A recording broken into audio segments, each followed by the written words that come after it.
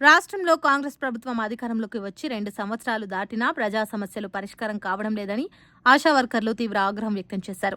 గత 20 సంవత్సరాలుగా పేదలు, కార్మికులు, కష్టజీవుల కోసం ఫిక్స్డ్ వేతనాలు 18,000 ఇవ్వాలని పోరాటాలు చేస్తున్నప్పటికీ ప్రభుత్వం స్పందించడం లేదని విమర్శించారు. తెలంగాణ అసెంబ్లీ సమావేశాల్లో ఆశా వర్కర్లకు ఫిక్స్డ్ వేతనాలు, ఇన్సూరెన్స్, ఈఎస్ఐ, పీఎఫ్ వంటి సౌకర్యాలపై చర్చించి తక్షణ చర్యలు తీసుకోవాలని డిమాండ్ చేస్తూ మేడ్చల్ జిల్లా కలెక్టరేట్ కార్యాలయం ఎదుట ఆశా వర్కర్లు పెద్ద ఎత్తున ఆందోళన చేపట్టారు. ఈ సందర్భంగా సిఐటియు నాయకులు మాట్లాడుతూ ప్రభుత్వం కార్మికుల సమస్యలపై మొద్దునిద్రలో ఉందని ఆరోపించారు. తక్షణమే డిమాండ్లను పరిష్కరించకపోతే రాష్ట్ర వ్యాప్తంగా ఆందోళనలను మరింత ఉధృతం చేస్తామని హెచ్చరించారు. ఆందోళన ఉధృతంగా మారడంతో పోలీసులు జోక్యం చేసుకుని ఆశా వర్కర్లు, సిఐటియు నాయకులను అరెస్ట్ చేసి బొల్లారం, జవహర్ నగర్ పోలీస్ స్టేషన్లకు తరలించారు.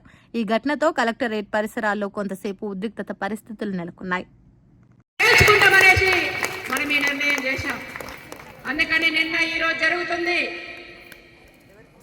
ఇప్పుడు మనది కొనసాగుతుంది.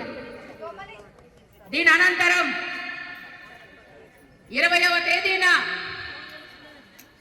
క్యాబినెట్ మంత్రులు ఉన్నారు, వాళ్ళ నిర్ణయాలన్నీ అందులోనే చేస్తారు కదా. 20వ తేదీన కూడా క్యాబినెట్ మంత్రుల ఇంట్లో ముట్టడి ఉంది.